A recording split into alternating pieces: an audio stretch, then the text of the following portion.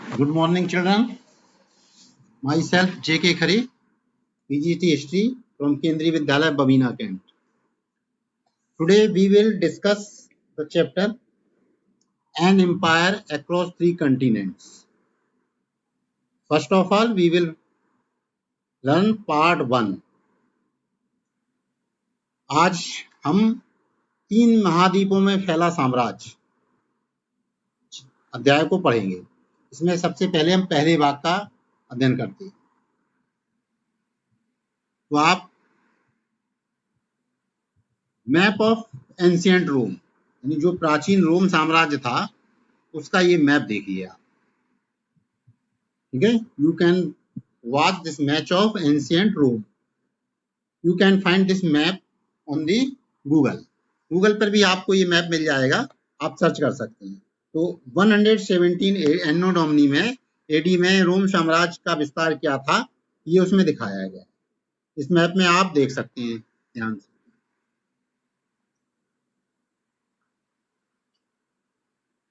एक मैप और देखिएगा, मैप ऑफ एंशिएंट रोम। एक दूसरा है जो अकॉर्डिंग टू योर बुक है, ये आपकी किताब में भी दिया गया है। This map has been given in your textbook, ये आपकी टेक्स्ट बुक में मिलेगा। तो इसमें आप देखिए कि रोम साम्राज्य जो था वो बहुत विस्तृत साम्राज्य था, बहुत बड़ा था। ठीक है, ये 3 महाद्वीपों में फैला हुआ था। ठीक है, ये रोमन एम्पायर जो था वो 3 महाद्वीपों में फैला हुआ था। इसमें 3 महाद्वीप कौन से थे? Which were 3 continents? Northern part of Africa continent, western part of Asia continent and the whole Europe continent. ये पूरा यूरोप, एशिया का पश्चिम भाग और अफ्रीका का उत्तरी भाग, ये 3 महाद्वीपों में ये साम्राज्य फैला हुआ था। ठीक है, कौन कौन से 3 साम्राज्य, 3 महाद्वीप हो गए? Europe, Paschim Asia and north Africa. ठीक है, यानी यूरोप, पश्चिम एशिया और उत्तरी अफ्रीका, ये 3 महाद्वीपों में ये साम्राज्य फैला हुआ था। बहुत विस्तृत साम्राज्य था। बीच में आप देख रहे हैं भूमध्य सागर है। तो भूमध्य सागर जो था वो रोम का हृदय कहलाता था, heart of Rome. Mediterranean Sea जो था that was called heart of Rome, ये रोम का हृदय कहलाता था साम्राज्य। आगे देखिए, अब आपको रोमन साम्राज्य के बारे में जानना हो, sources to know Roman empire, sources to Roman empire, यानी आप रोमन साम्राज्य के बारे में कैसे जानेंगे? How will you find out about Roman empire? तो जानने के बहुत सारे स्रोत होते हैं। रोमन एम्पायर के क्या क्या स्रोत थे आप देखते जाइए। टेक्स्ट माने जो लिखित सामग्री, लिखित सामग्री में आपके आते हैं एनल्स। एनल्स माने होते हैं जो कंटेम्परेरी हिस्टोरियंस जो लिखते हैं, यानी उस समय के समकालीन जो इतिहासकार होते हैं उनको एनल्स कहा जाता है। यानी जो हर प्रतिवर्ष वृत्तांत लिखे जाते हैं, यानी हर साल जो नया इतिहास लिखा जाता है उसको एनल्स कहते हैं। लेटर्स, जो पत्र लिखे जाते हैं साम्राज्य में, एक अधिकारी से दूसरे अधिकारी द्वारा, राजा द्वारा अधिकारी को, अधिकारी द्वारा राजा को, अधिकारी द्वारा दूसरे अधिकारी को, तो पत्र, उनके माध्यम से हम रोमन साम्राज्य को जान सकते हैं। स्पीचेस, उस समय जो बड़े लोगों के, महत्वपूर्ण लोगों के जो भाषण दिए गए उनको जो संग्रहित किया गया है, कलेक्टेड किए गए, उन भाषणों के द्वारा रोमन साम्राज्य के बारे में पता लगाया जा सकता है। शर्मन्स, जो आज्ञा पत्र होते थे, जो राजा लोगों को आज्ञा देता था, वो आज्ञा पत्रों को सुरक्षित किया जाता। लॉज एटसेट्रा, यानी उस समय जो कानून थे, लॉज थे, नियम थे, उन कानूनों के माध्यम से हम जो है वो जान सकते हैं। तो रोम साम्राज्य को जानने के जो लिखित सामग्री है उसमें आपके आते हैं समकालीन इतिहास, पत्र, भाषण, आज्ञा पत्र, कानून इत्यादि। इनके माध्यम से जो है हम रोम साम्राज्य के बारे में पता लगा सकते हैं। We can find out about Roman empire by using written material, that is annals, letters, speeches, sermons, laws, etc. Documents, जो लिखित दस्तावेज हैं, दस्तावेजों के रूप में क्या चीज है? Inscriptions and पेपायरी। पेपायरी एक प्रकार का पेपर होता था एक पेपारी पेड़ होता था, पेपायरस का एक पेड़ होता था, उसके पत्ते ऊपर लिखा जाता था और उसको मोड़कर फरमान, जैसे आपने देखा कि फरमान बनाए जाते हैं, कागज को मोड़ दिया जाता है, ऐसी इस पेपायरस पेपर को मोड़कर लिखा जाता था। और कुछ शिलालेखों पर लिखा गया, दीवारों पर लिखा जाता था। तो कुछ आप उनसे भी रोम साम्राज्य के बारे में जानकारी प्राप्त कर सकते हैं। You can find different things about Roman empire using inscriptions papyrus roll. ठीक है, पेपायरस में पत्र लिखे जाते हैं। नेक्स्ट पार्ट, मटेरियल रिमेन्स, यानी भौतिक अवशेष जो बचते हैं साम्राज्य के।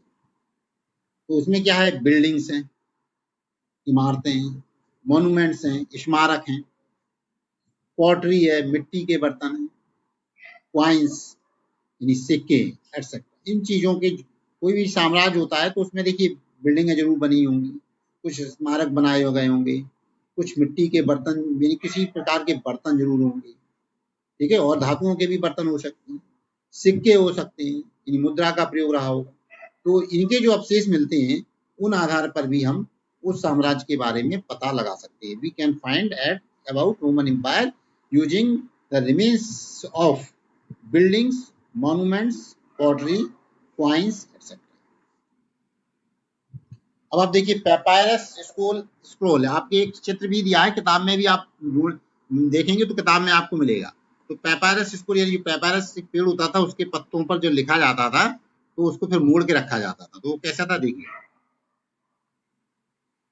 ये इस तरीके का था, ये एक तरह का इस पे लिखा गया है और इसको ऐसे मोड़ दिया जाता था। आप इसको देखेंगे तो बहुत सारे प्रकार के वहां ऐसे पाए गए हैं रोमन साम्राज्य, तो इनसे भी पता लगाया जा सकता है। अब देखिए रोम साम्राज्य के बारे में पढ़ेंगे तो ये तो आपका मुख्य भूमिका थी। अब क्या पढ़ना है, रोम। तो ये रोम साम्राज्य जो था, between the birth of Christ and the early part of seventh century, ये साम्राज्य जो है ईसा मसीह के जन्म से 7वीं शताब्दी तक, यानी उससे पहले भी था, लेकिन ईसा मसीह के जन्म से 7वीं शताब्दी तक ये साम्राज्य जो था वो बड़ा महत्वपूर्ण माना जाता है। ठीक है, यानी ईसा मसीह के जन्म से लेकर 7वीं शताब्दी के पूर्वार्ध तक भी कह सकते हैं, अर्ली पार्ट, यानी 630 के दशक आया है आपकी किताब में, तो उस हिसाब से उस अवधि में ये भाग जो था बड़ा इंपॉर्टेंट, और 3 महाद्वीपों में फैला हुआ था। 3 महाद्वीप कौन कौन से बताए थे मैंने, यूरोप, पश्चिम एशिया, उत्तरी अफ्रीका, याद रखिएगा। दूसरा है rival of Iran, rival means प्रतिद्वंदी, ऑफ ईरान, ईरान का, यानी जो रोम था वो ईरान का प्रतिद्वंदी था। उस समय दुनिया में 2 बड़े साम्राज्य थे, एक रोम, दूसरा ईरान। तो रोम जो था वो ईरान का प्रतिद्वंदी था, यानी उसको टक्कर देने वाला था, या आप ये उल्टा भी कह सकते हैं, ईरान जो था वो रोम को टक्कर देने वाला था। तो दोनों साम्राज्य जो थे वो एक दूसरे के प्रतिद्वंदी थे, और इतिहास के ज्यादातर पार्ट में ये देखिए आपस में लड़ते रहे, इनके बीच में लड़ाइयां रही। ठीक है, ये आपस में साम्राज्य जो थे वो लड़ते रहे। Separate by narrow strip of land, ये 2 साम्राज्य अलग कैसे थे, जमीन भूमि का एक छोटा सा टुकड़ा था, जमीन के एक छोटे से सकरी पट्टी के द्वारा, जो फरात नदी के किनारे एक सकरी पट्टी थी, वहां जो फरात नदी बहती थी वहां से ये दोनों साम्राज्य अलग होते थे। ठीक है, जिन्हें उन्हें भूमि की एक सकरी पट्टी के किनारे फरात नदी बहा करती थी, वही इनको अलग करती थी। तो ठीक है,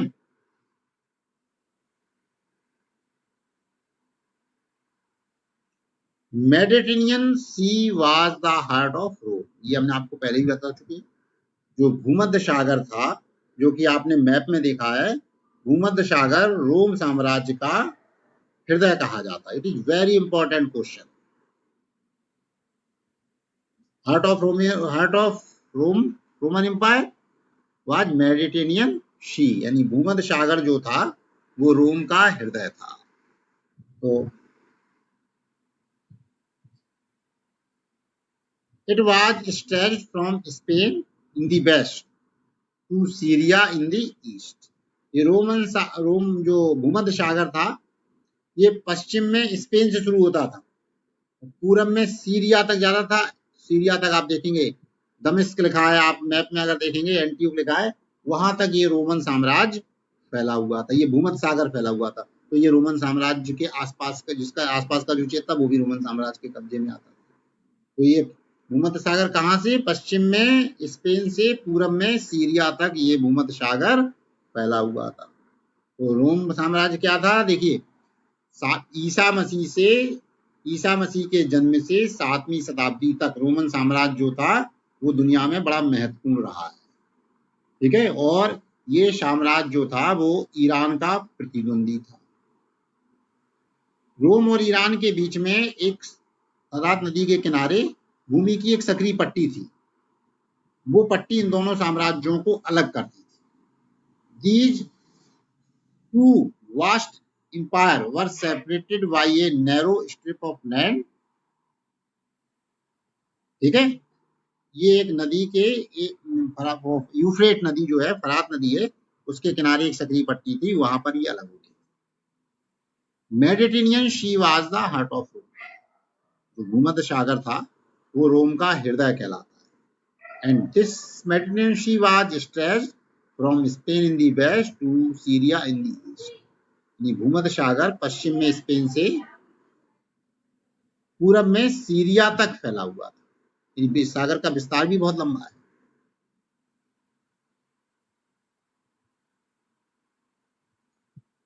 Rome dominated this sea and all region around it, यानी ये भूमध्य सागर आपने देखा, it was the heart of Rome, तो रोम का ये हृदय था। तो इसके चारों तरफ जितना भी जमीन थी, जो एरिया था, उस पर रोमन साम्राज्य का कब्जा था, ठीक है। रोमन साम्राज्य जो है इसके चारों ओर फैला हुआ था। ये रोमन साम्राज्य आपका इसके चारों ओर फैला हुआ था, around the Rhine and Danube formed north boundary of Rome. Rhine नदी और डैन्यूब नदी, राइन नदी है जर्मनी में और डैन्यूब नदी है वियना, ऑस्ट्रिया की राजधानी वियना में, ऑस्ट्रिया देश कह सकते हैं, ठीक है। तो राइन और डैन्यूब, यानी राइन नदी हो गई जर्मनी में और डैन्यूब नदी हो गई ऑस्ट्रिया में। ऑस्ट्रिया जो छोटा सा देश है यूरोप का, इसकी राजधानी है वियना। तो वहां पर ये नदी जो थी, ये दो नदियां जो थी, वो रोम साम्राज्य की उत्तरी सीमा बनाती थी। उत्तर में रोम जो था वो डैन्यूब नदी तक और राइन नदी तक इसका विस्तार था।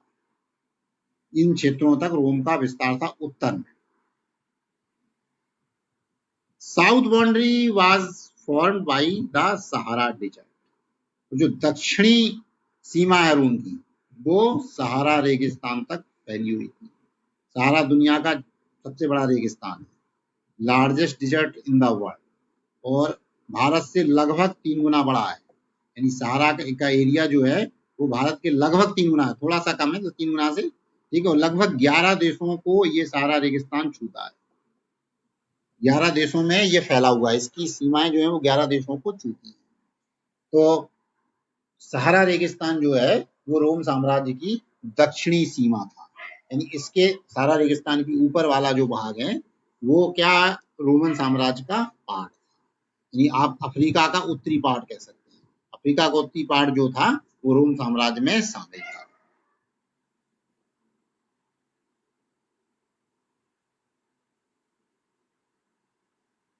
अब आप देखिए ईरान, ये आपने रोम का देखा, अब रोम का प्रतिद्वंदी कौन था, Iran.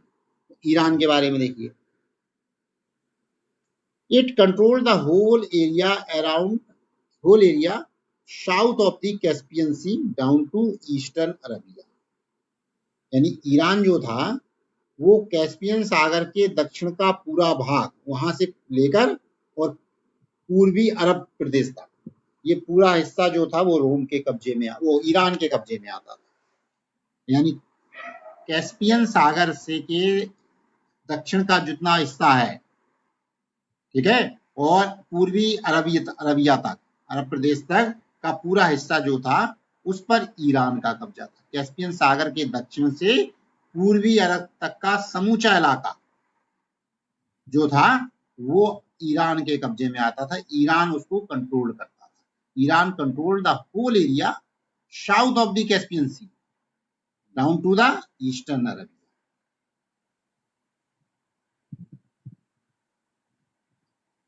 Sometimes it had large part of Afghanistan.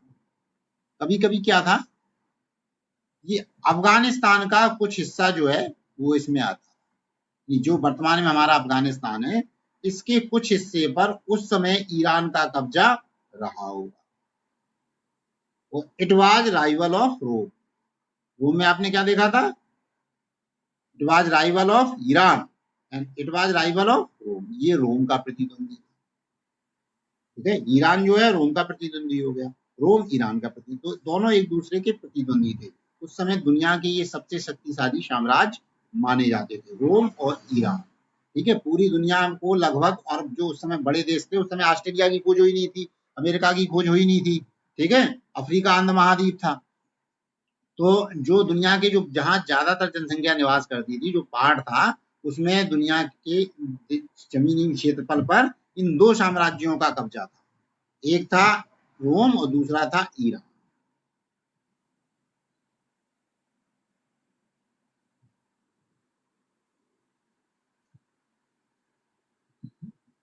Rome and Iran were super powers at that time. Rome और ईरान जो थे उस समय की सर्वोच्च शक्ति थे, सुपर पावर थे, ठीक है। रोम और ईरान कौन थे, सुपर पावर। जैसे इस समय सुपर पावर क्या है, अमेरिका है। एक जमाने में अमेरिका और रूस हुआ करते थे। भारत स्वतंत्र हुआ उस समय दुनिया द्विध्रुवी थी, दो शक्तियां थी उस समय, जिनके आधे देश एक पक्ष में थे, आधे देश एक पक्ष में थे। तो एक पक्ष था आपका रोम और दूसरा, वो सॉरी, एक पक्ष था रूस और दूसरा था अमेरिका। तो उस समय दो शक्तियां थी, एक पक्ष था रोम और दूसरा था Iran. These were two super powers of that time. Rome and Iran had divided up most of the world, यानी दुनिया का ज्यादातर भाग जो है वो इन दोनों देशों ने आपस में बांट रखा था, ठीक है। Mostly part of the world was divided between these two vast empires and these empires were rival of each other. They always quarreled. The Chinese called these parts Tachin, Greater Chin, roughly the West. जो चीनी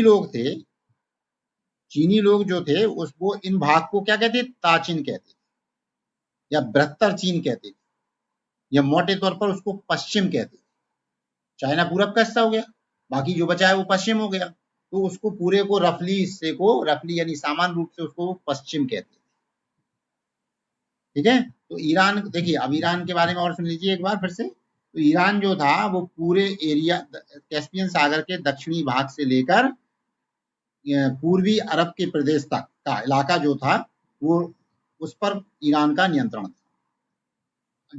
वर्तमान में जो हमारा अफगानिस्तान है उसका कुछ हिस्सा उस समय रोम ईरान साम्राज्य में रहा था। And it was rival of Rome, और ईरान जो था वो रोम का प्रतिद्वंदी था, शत्रु था, आप एक तरीके से ये कह सकते। Rome and Iran were super powers at that time. उस समय रोम और ईरान जो थे वो सुपर पावर थे, यानी सर्वोच्च शक्तियां थे उस समय दुनिया की। Rome and Iran had divided up most of the world. Rome और ईरान ने पूरी दुनिया को लगभग आधा आधा करके बांट रखा। जो चीनी लोग थे वो इन दोनों देशों के जो भाग था, पूरा भाग, उसको कहते थे ताचिन, बृहत्तर चीन, या मोटे तौर पर कहा जाए पश्चिम। इस तरीके से उन्होंने बांट रखा।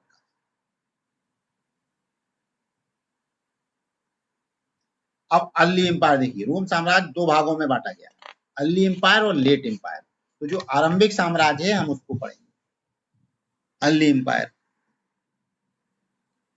तो the whole period down to the main part of the 3rd century can be called early empire, यानी पूरा समय, यानी ईसा मसीह के जन्म से और पहले से, और 3वीं शताब्दी के मध्य तक, main part of the 3rd century या 3वीं शताब्दी के मुख्य भाग तक, यही मध्य तक आप कहें, can be called early empire. इस पीरियड को कहा जाता है अर्ली एम्पायर। यानी आरंभिक साम्राज्य जो था वो कब से था, शुरुआत से लेकर 3वीं शताब्दी के मध्य भाग तक। मध्य भाग तक का जो समय है वो आपका कहलाता है अर्ली एम्पायर, आरंभिक साम्राज्य या पूर्ववर्ती साम्राज्य। दो प्रकार के साम्राज्य, ठीक है, तो पूर्ववर्ती और परवर्ती दो होते हैं, यानी अर्ली और लेट। तो जो शुरुआत से लेकर 3वीं शताब्दी के मध्य तक का पार्ट है वो आपका कहलाता है पूर्वी साम्राज्य, ठीक है, यानी पूर्वी साम्राज्य उसको हम कहेंगे। The period after that can be called the late empire. और 3वीं शताब्दी के मध्य के भाग, जो मध्य भाग के बाद जो समय आता है, और ये 7वीं शताब्दी तक करीब रोमन साम्राज्य चलता रहा था मजबूत तरीके से, उस भाग को कहा जाता है परवर्ती काल, लेट एम्पायर, ठीक है। तो पहले वाले को हिंदी में हम कहेंगे पूर्ववर्ती और बाद वाले को परवर्ती, ये ध्यान रखिएगा। अर्ली एम्पायर और लेट एम्पायर, ये दो प्रकार के दो भागों में रोमन साम्राज्य के पीरियड को बांटा गया। कल्चरली डाइवर्स रीजन, अगर आप देखें तो रोम साम्राज्य जो था वो सांस्कृतिक रूप से बहुत भिन्न था। कल्चर के हिसाब से देखा जाए, कल्चरली देखा जाए तो डाइवर्स रीजन था, बहुत ज्यादा वहां विविधता पाई जाती थी। Latin and Greek languages were used in the administration. देखिए वहां ये भाग आपका पूरा पश्चिम उत्तर दक्षिण चारों दिशाओं में फैला हुआ था, 3 महाद्वीप थे, तो जाहिर है कि बहुत सारी भाषाएं बोली जाती थी, मैनी लैंग्वेजेस वर स्पोकन, ठीक है। What in the administration Latin and Greek languages were used. जो प्रशासन की भाषा होती है, जो राजकाज की भाषा होती है, उसमें लैटिन और ग्रीक भाषा का उपयोग किया जाता है। Latin and Greek were used in the administration. भाषाएं तो बहुत सारी बोली जाती थी, क्योंकि अफ्रीका में कुछ भाषाएं, तो अफ्रीका का पार्ट भी इसमें शामिल था, एशिया में अलग भाषाएं उसका पार्ट शामिल था, और रोम में भी बहुत सारी भाषाएं चलती हैं, उनका वो भी शामिल थी। लेकिन जो प्रशासन होता था, जो सरकारी कामकाज था, वो कामकाज जो था वो लैटिन और ग्रीक में किया जाता था। तो जो पूर्वी भाग के in the east Greek and in the west Latin, तो जो पूर्वी भाग है वहां पर आप देखेंगे ग्रीक भाषा का उपयोग होता था, और इन दी वेस्ट में, पश्चिम में लैटिन भाषा का उपयोग होता है। पूर्व में कौन सी है, ग्रीक, और पश्चिम में लैटिन। तो आप इस तरीके से कह सकते हैं पूर्वी भाग का जो उच्चतर वर्ग था वो यूनानी भाषा, और पश्चिम भाग के जो लोग थे वो लातिनी भाषा, लैटिन लातिनी भाषा का बोलते थे और इसी को लिखते थे। यानी पूर्वी भाग में कौन सा भाषा है, ग्रीक, यूनानी, और पश्चिम में कौन सी है, लैटिन, ठीक है। तो दो जो रोम साम्राज्य को दो भागों में बांटा गया है, यानी अर्ली एम्पायर और लेट एम्पायर। तो अर्ली एम्पायर में क्या है, मेन पार्ट अर्ली एम्पायर जो कहाँ शुरू होता है, शुरुआत से लेकर 3वीं शताब्दी के मध्य भाग तक का पीरियड जो था वो अर्ली एम्पायर कहलाता है। और ठीक है, और उसके बाद अर्ली एम्पायर के बाद का जो पीरियड है वो लेट एम्पायर कहलाता है। तो रोम साम्राज्य जो था वो सांस्कृतिक रूप से बहुत विविधता वाला साम्राज्य था। तो लैटिन और ग्रीक ये भाषाएं वहां बहुत सारी भाषाएं बोली जाती थी, लेकिन प्रशासन में, सरकारी कामकाज में लैटिन और ग्रीक भाषा का उपयोग किया जाता है। In the east Greek language was used, in the west Latin language was used. तो पूरब में ग्रीक भाषा का उपयोग होता था, पश्चिम में लैटिन भाषा का उपयोग होता है।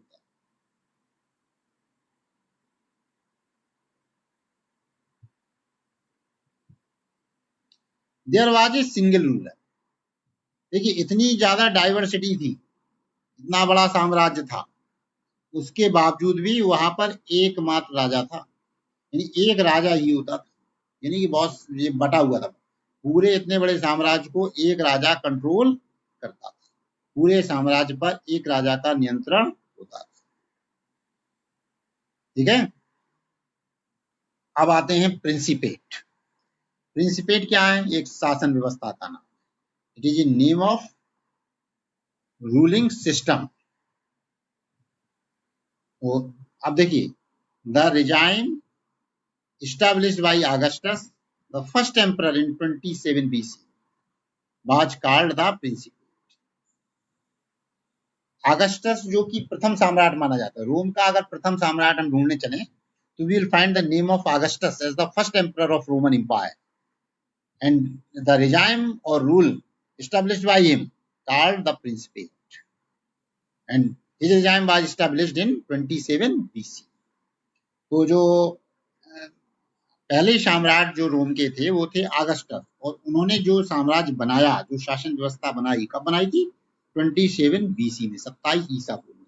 उनकी शासन व्यवस्था को प्रिंसिपेट नाम दिया गया है। ठीक है, उनकी शासन व्यवस्था को प्रिंसिपेट कहा जाता है। He was the sole ruler, वो एकमात्र शासक था, एक छत्र राजा था।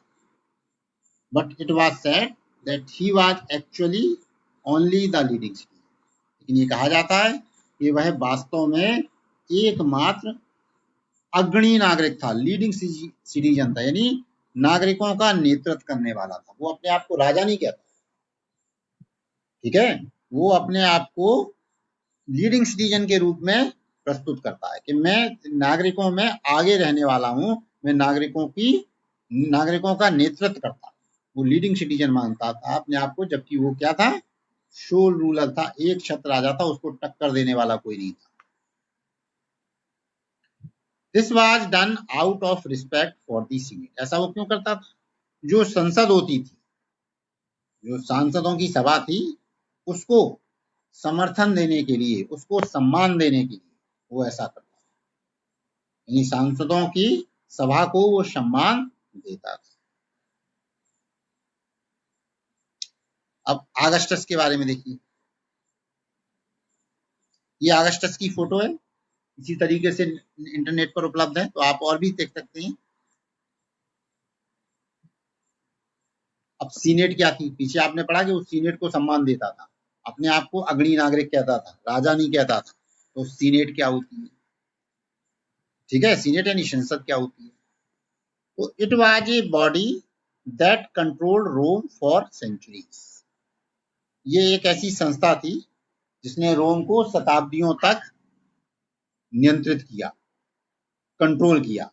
सीनेट के जैसे देश को नियंत्रित करने का काम क्या है? संसद करती है, आज भी करती है। हमारे देश में संसद जो है वो देश पर नियंत्रण रखती है।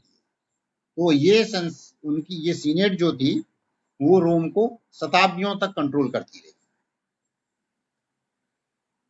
It had been and remained a body representing the aristocracy, यानी एक संस्था थी और उस संस्था को प्रस्तुत करती, किसको? एरिस्टोक्रेसी को, नौकरशाही, अफसरशाही।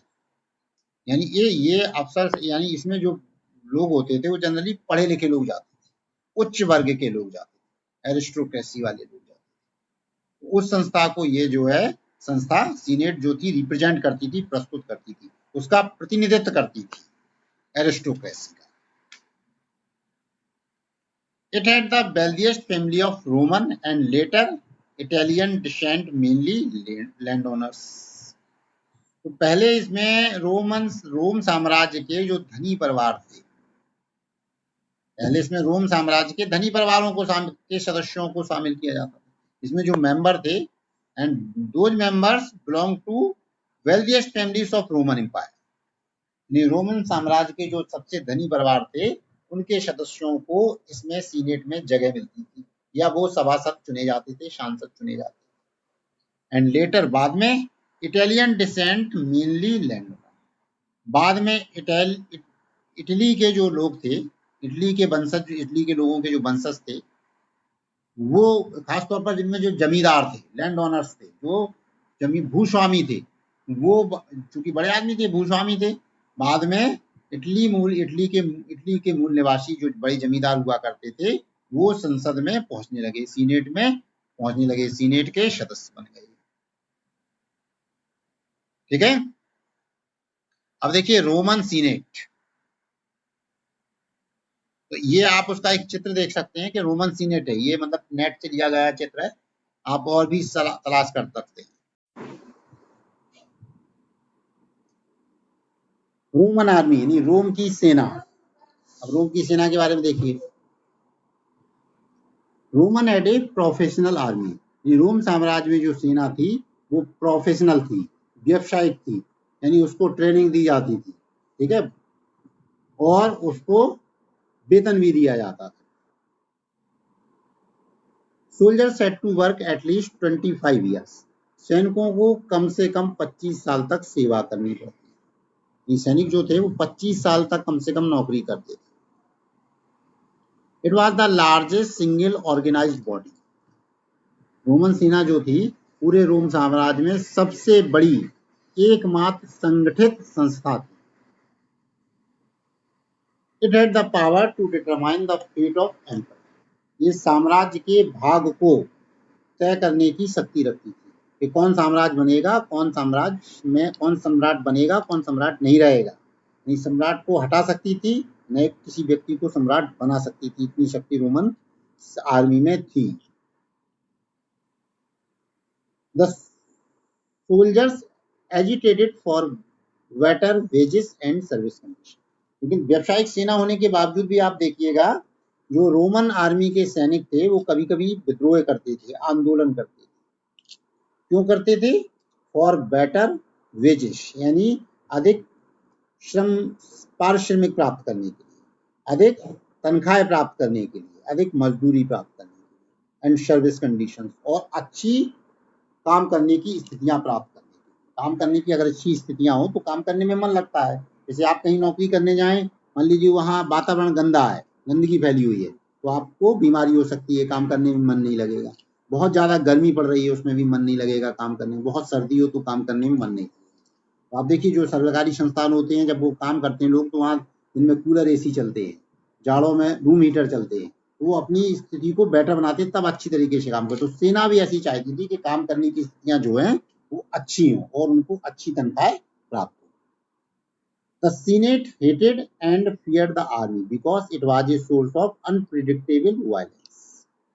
जो संसद थी, जो सीनेट थी, वो सेना से घृणा भी करती थी और सेना से डरती भी थी। क्यों? क्योंकि ये अप्रत्याशित हिंसा का स्रोत थी। सेना जो है वो अप्रत्याशित, यानी जिसकी आशा ना हो, अप्रत्याशित का मतलब है जिसकी आशा ना की हो आपने, ऐसी हिंसा फैल सकती थी। सेना में विद्रोह होता था तो जो है देश में गृह युद्ध छिड़ने की स्थिति आ जाती है। तो संसद जो थी वो जो है सेना से डरती थी और सेना से डरती थी और सेना को ये मानती थी कि सेना हिंसा फैला सकती है, तो उससे घृणा भी करती थी। अप टू सम अप, अगर पूरे सारांश के रूप में आप देखें, संक्षेप में देखा जाए, the emperor, the aristocracy and the army were the three main players in the political history of Roman Empire। ठीक है, if you want to know political history of Roman Empire, you have to read about the emperor, the aristocracy and the army। So these are considered three main players। ये तीन खिलाड़ी, पूरे संक्षेप में कहा जाए तो रोम साम्राज्य में तीन मुख्य खिलाड़ी थे। वो तीन मुख्य खिलाड़ी कौन थे? एक सम्राट, दूसरा नौकरशाह और तीसरा सेना। इन तीनों के इर्द गिर्द जो है वो रोम साम्राट घूमता है। ठीक है। The emperor who could control army was successful in ruling the country. जो सम्राट सेना पर नियंत्रण कर लेता था वो सम्राट देश में शासन करने में सफल हो जाता। यानी सफल सम्राट वही था जो सेना पर नियंत्रण रख सके। When armies were divided, the result usually was civil war। जब कभी सेना विघटित होती थी तो क्या होता था? देश में गृह युद्ध छिड़ जाता था, लोग आपस में लड़ने लगते थे, गृह युद्ध की स्थिति फैल जाती थी। यानी देश के लोगों के बीच में जो युद्ध होता है उसको हम गृह युद्ध कहते हैं। तो आर्मी जब डिवाइडेड होती थी तो देश में गृह युद्ध की स्थिति आ जाती थी। ठीक है, ये पार्ट आपका खत्म हो गया है। अगला पार्ट 2 जो है वो सेकेंड वीडियो में आपको बताया जाएगा।